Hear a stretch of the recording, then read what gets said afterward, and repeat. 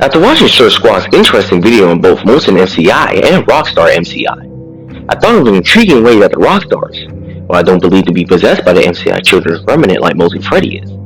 could have some relation to the missing children and their spirits as a whole.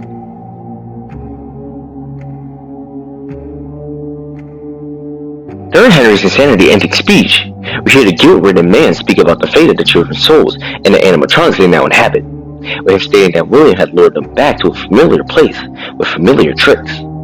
This shows that although they can't forget about their past lives after their death, which is the main reason why the animatronics attack anyone they perceive to be after, a trait that is shared between the classics and the fun times, they are capable of remembering certain things, with this being seen heavily with the puppet's aware nature when compared to the other spirits. His penchant for being sued by a music box, which I believe might have been something Charlotte liked when she was alive, as well as the spirits freaking out over seeing Afton in the novels.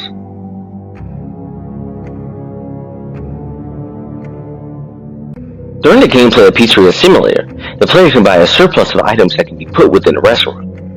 However, some of these items are capable of bringing in the homicidal and dangerous animatronics, if they are indeed bought, with the animatronics hiding inside of these objects. Our 4D animatronics are capable of infiltrating the pizzeria's walls, with Scraptrap hiding inside Nedbear, the Puppet coming within Lefty, Molten Freddy hiding within the discount ball pit, and Scrap Baby within the stage.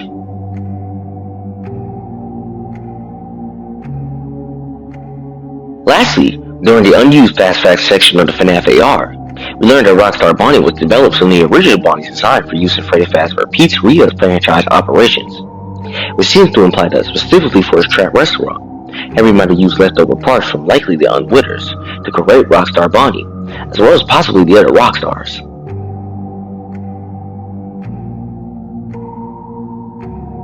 With all of this in mind, it could be possible that while ultimately they weren't needed for Henry's plan to succeed,